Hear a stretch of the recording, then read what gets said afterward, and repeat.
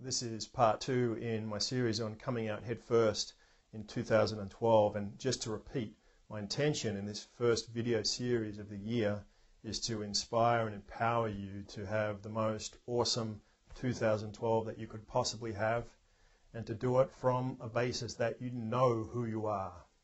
You know what you're capable of.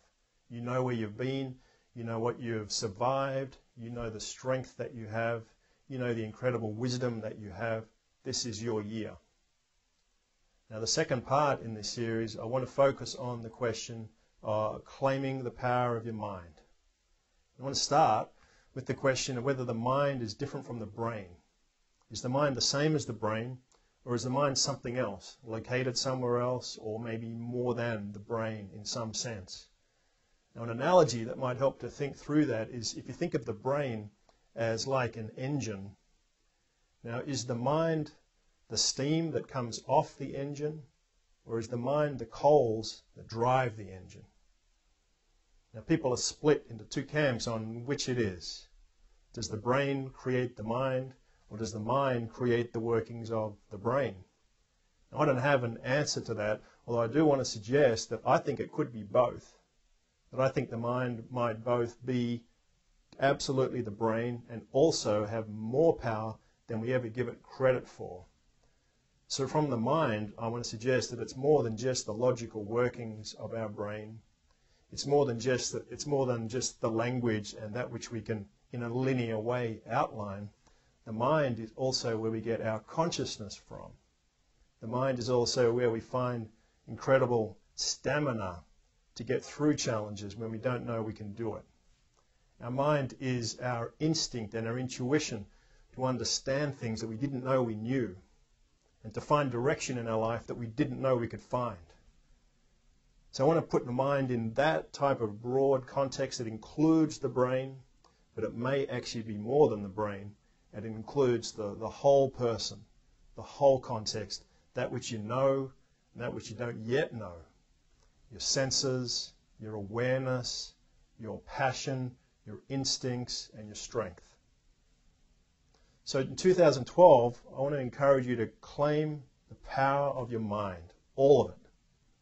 Not just the power of your critical thinking, but the power of all of your mind. The power of your mind to shape the type of world that you experience.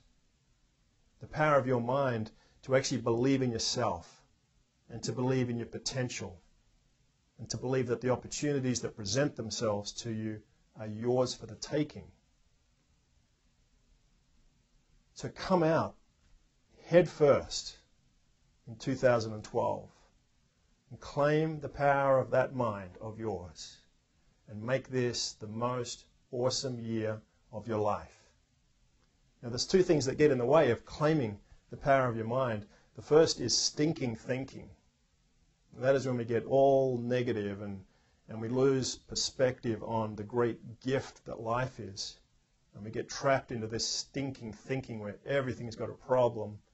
And there's no way of moving forward, and everyone's got weaknesses, and nothing's working out for me. That's stinking thinking. But the other thing that gets in the way of claiming the power of your mind is monkey mind, where it's as if we're swinging from branch to branch, but we're swinging from idea to idea in our heads. And it's not leading us anywhere. It's repetitious, it's habitual, it's mindless, and it's not leading us in a proactive or a positive direction. Now, it's easy to get lazy when it comes to our minds.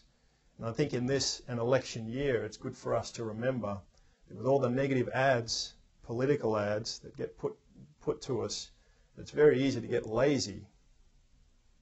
When many people are thinking about 2011, I'm sure that high on their list of assessments of 2011 will be corruption and dysfunction in the government, and big business gone wild, and all of these sorts of things. And there may be a certain truth in all of that as well.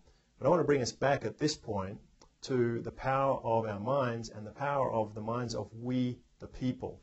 Because while all those things were happening, we, the people, were standing by allowing them to happen, either in denial or feeling powerless, or for whatever reason, we allowed these situations to develop. So with the negative ads that get passed around, and with all the talk about big business and corruption and dysfunction, start out in 2012 reclaiming the power of your mind, which democracies depend on. Free thought, critical thinking, responsible voting, compassionate morality, all of these things are part of the power of your mind.